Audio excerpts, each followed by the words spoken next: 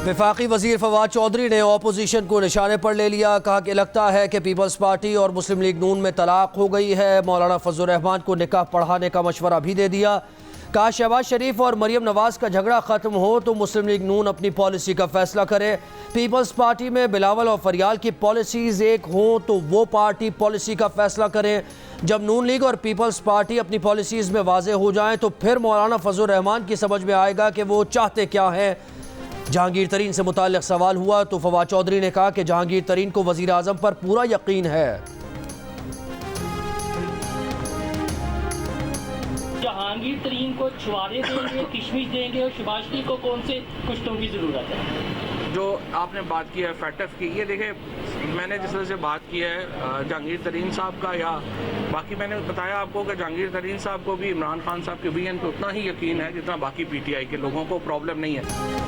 फवाद चौधरी के लिए जवाब तो है लेकिन नामुनासिब हो जाएगा। मुस्लिम लीग नून के रहनुमा राना सनाउल्लाह का मोहतात रद्द-ए-अमल। कहा कि एक आदमी ऊपर बैठकर अपोजिशन को गालियां देता है, करप्शन का राग अलापता है, पूरी कौम के साथ धोखा किया है। वजीर आला हाउस करप्शन का गढ़ बना हुआ है। डेप्यूटी कमिश्नर ओहदे के अफसर 2-2, 3-3 करोड़ रुपए देकर लग रहे हैं। 2023 के इलेक्शन में ये लोग घरों से नहीं निकल सकेंगे।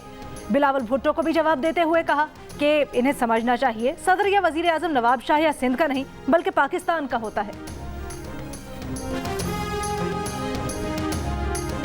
वज़ीर ख़ारिजा शाह महमूद कुरैशी ने अफगान कौमी सलामती के मुशीर को आईना दिखा दिया। कहा पाकिस्तान पर तोहमत लगाते हुए शर्म करो, अपना रवैया बदलो, ज़बान को लगाम दो वरना पाकिस्तान तुमसे बात करने का भी रवादार नहीं होगा, ना ही कोई पाकिस्तानी हाथ मिलाएगा। जब से अफगान मुशीर ने पाकिस्तान के खिलाफ जहर उगला है उनका खून खौल रहा है। पाकिस्तान ने अफगानिस्तान में अमन की भारी कीमत चुकाई है। अफगान कौमी सलामती का मुशीर अमन दुश्मन का किरदार अदा कर रहा है, अमन के क़याम में रुकावट डाल रहा है। बेहतर होगा अपना रवैया बदल ले।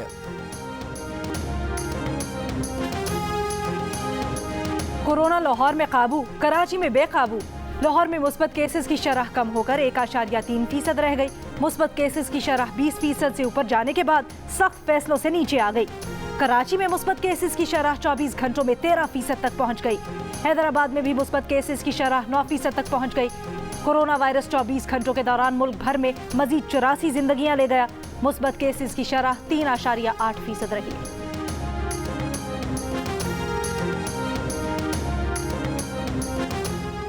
कराची में कोरोना की शरह भी ताजरों को एक न कर सकी, 2 ग्रोहों में बढ़ गए। ताजर एक्शन कमेटी ने पीर तक कारोबार शाम 6 बजे तक बंद करने की हुकूमत की बात मान ली। ताजर अलायंस ने इनकार कर दिया। आज से ही कारोबार 8 बजे तक जारी रखने का ऐलान कर दिया। वजीर इत्तला से नासिर हुसैन शाह ने कहा कि पीर को NCOC का इजलास है, ताजरों को खुशखबरी देंगे। अगर ताजरों के साथ ज्यादती हुई है तो इसका अजाला किया जाएगा।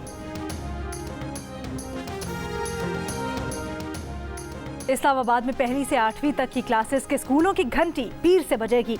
पंजाब में भी 7 जून से स्कूल खुल जाएंगे। 1ली से 9वीं जमात तक के तलबा 50% हाजिरी के साथ एक दिन छोड़कर स्कूल जाएंगे। खैबर पख्तूनख्वा और बलोचिस्तान के स्कूल्स पहले ही खुल चुके।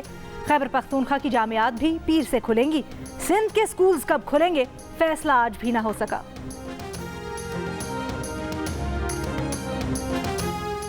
वज़ीर आज़म के मोमिन खुसूसी डॉक्टर फैसल सुल्तान का कहना है कि लॉकडाउन और हिफाजती इंतजामात के साथ साथ वैक्सीनेशन ने भी काम दिखाया। कोरोना के मुस्बत केसेस की शरह इस हफ्ते 4% रही। सिंध में कोरोना का दबाव बरकरार है, वहाँ मुस्बत केसेस की शरह 6 से 7% के दरमियान है।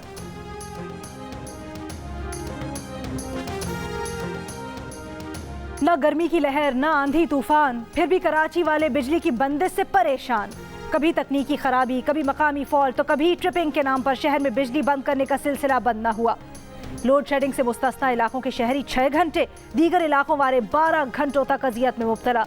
कोई देखने पूछने वाला नहीं। के इलेक्ट्रिक का कहना है कि डिमांड और सप्लाई में बेहतरी आई है, मजमूई तौर पर सूरत हाल बेहतर है। कराची में गैर ऐलानी लोड शेडिंग नहीं की जाती। बस बहुत हो चुका, पीर से के इलेक्ट्रिक के खिलाफ एहतजाजी तहरीक चलाएंगे। 12 जून को बिजली कंपनी के हेड ऑफिस का घेराव होगा। जमात इस्लामी कराची के अमीर हाफिज नईमुर रहमान ने फैसला सुना दिया। हुकूमत से के इलेक्ट्रिक का लाइसेंस मनसूख करने का मुतालबा कर दिया। पानी का बड़ा मसला आने वाला है। अभी से सूबे कहने लगे हैं कि उनका पानी चोरी हो गया, आगे जाकर पानी का बहरान मजीद संगीन हो जाएगा। वजीर आजम इमरान खान ने खबरदार कर दिया। माहौलियात के आलमी दिन पर तकरीब से खिताब में वजीर आजम ने कहा, पाकिस्तान का 80% पानी ग्लेशियर्स से आता है। ग्लेशियर्स ग्लोबल वार्मिंग से मुतासर हो रहे हैं। पाकिस्तान और भारत समेत कई मुल्क इससे मुतासर होंगे। 1 अरब दरख्त लगा चुके, 9 अरब मजीद लगाएंगे। कौम को मिलकर माहौलियात के तहफ़्फ़ुज़ की जंग जीतना होगी।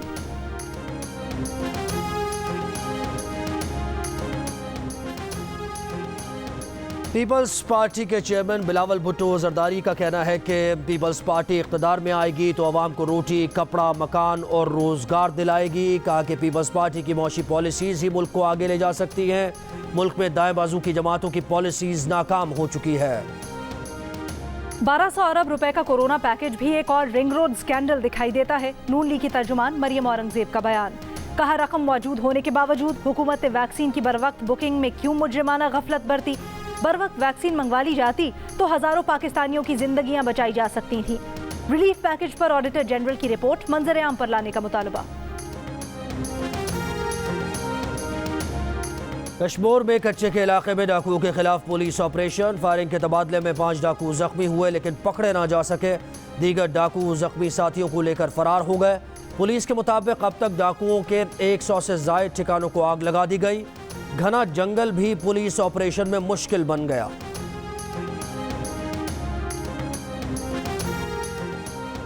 रावलपिंडी की रवात इंडस्ट्रियल एस्टेट की एक फैक्ट्री में सिलेंडर फटने से 2 अफराद जान से गए, 2 जख्मी हो गए। फैक्ट्री की इमारत को भी नुकसान पहुंचा। जायदुल मयाद ऑक्सीजन सिलेंडर बरामद होने पर फैक्ट्री सील कर दी गई। लाहौर के सर्विसेज अस्पताल में इंतकाल करने वाले मरीज के लवाहिकीन का डॉक्टर्स पर मुबैना तशद्दुद, हंगामा आराई और तोड़फोड़ का मुकदमा दर्ज। FIR के मुताबिक तिब्बी मौत के बाद वक़ार नामी मरीज का वेंटिलेटर उतारा गया। दोबारा वेंटिलेटर लगाने से इनकार पर वर्षा ने अस्पताल में तोड़फोड़ की।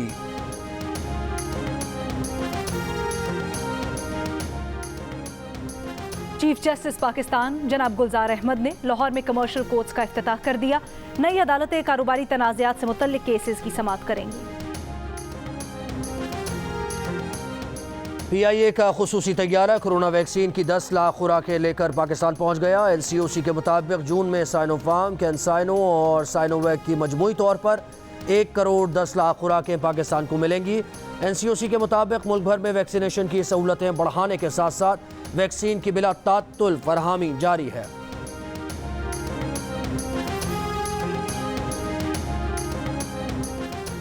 पाकिस्तान की मेज़बानी में माहौलियात के आलमी दिन पर इस्लामाबाद में तकरीब। अक़वाम मुत्तहिदा के सेक्रेटरी जनरल एंटोनियो गुतेरेस, चीन के सदर शी जिनपिंग, बरतानवी वज़ीर आज़म बोरिस जॉनसन और वर्ल्ड इकनॉमिक फोरम के सदर के पैगामात नशर किए गए। माहौलियात के तहफ़्फ़ुज़ के लिए पाकिस्तान की कोशिशों की तारीफ।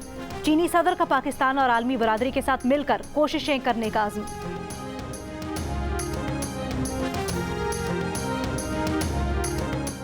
बल्दियाती इदारे अपने मकामी इलाकों में कामयाब शजरकारी और इसकी देखभाल कर सकते हैं। शजरकारी और एकोसिस्टम की बहाली से ही इंसान की ज़िंदगी में मयारी बेहतरी आ सकती है। मुस्लिम लीग नून के सदर शहबाज शरीफ का माहौलियात के आलमी दिन पर पैगाम।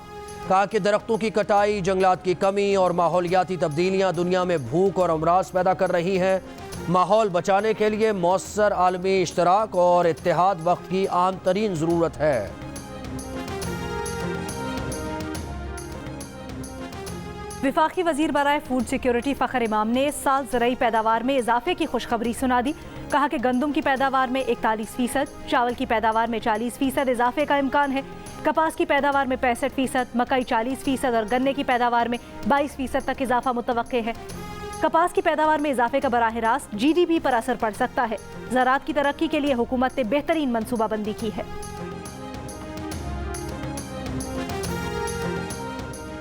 माली साल 2021-22 का वफाकी बजट 11 जून को पेश किया जाएगा। सरकारी मुलाजमीन की तनख्वाहों में 10 से 15% इजाफे की तजवीज़।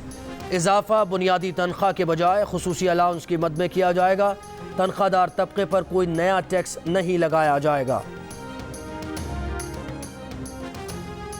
मुस्लिम लीग नून के रहनुमा परवेज रशीद ने कहा, इंसानी हुकूक की खिलाफ वर्जियाँ रोज़ का मामूल बन गई हैं।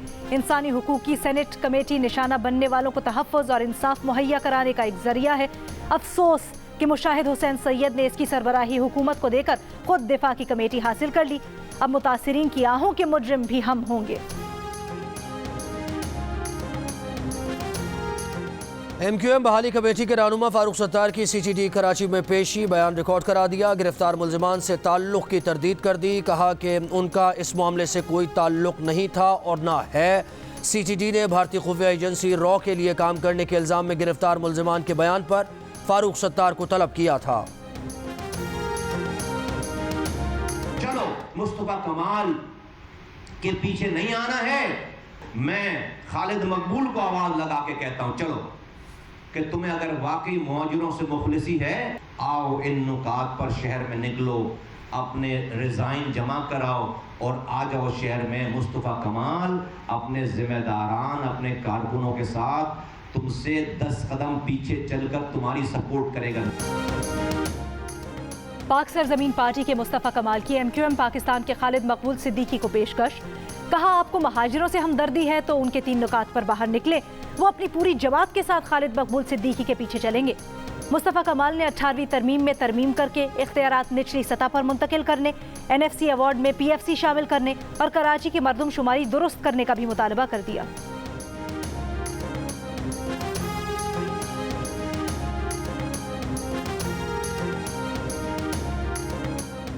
पंजाब हुकूमत ने सूबे में सड़कों की बहाली का खुसूसी प्रोग्राम शुरू करने का उसूली फैसला कर लिया। वज़ीर आला उस्मान बुज़दार ने मंजूरी दे दी। कहा कि आवाम के लिए आसानियां पैदा करने की हिकमत अमली बना ली। सड़कों को मुकम्मल तौर पर बहाल किया जाएगा। हुकूमत वाले कहते हैं बार बार याद न दिलाएं कि वो नए हैं, लेकिन फिर भी उन्हें मशवरा देते रहते हैं।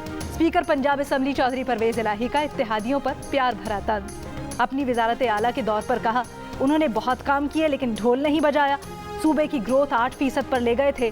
नून लीग की हुकूमत ने तंदूर और दानिश स्कूल जैसी स्कीम्स पर पैसे ज़ाय किए। अबू धाबी में पाकिस्तान सुपर लीग का मेला सजने में 4 रोज बाकी। टीम्स तैयारियों में मसरूफ। इस्लामाबाद यूनाइटेड के पाकिस्तानी नजाद ऑस्ट्रेलियाई क्रिकेटर फवाद अहमद का कहना है, सख्त गर्मी में खेलना काफी मुश्किल है। अपनी टीम के लिए कुछ कर दिखाने के अज़्म का इजहार किया। कोयटा ग्लैडिएटर्स के फास्ट बॉलर नसीम शाह भी 100% कारकर्दगी दिखाने के लिए पुरअज़्म। मैचेस का बेसब्री से इंतजार।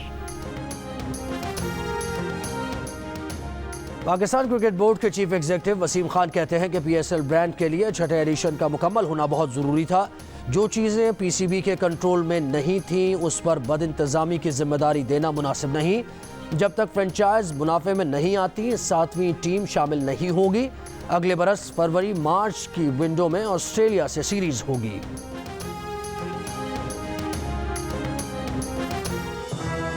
My name is Mangu Mangu जान मंगू द वॉशिंग मशीन।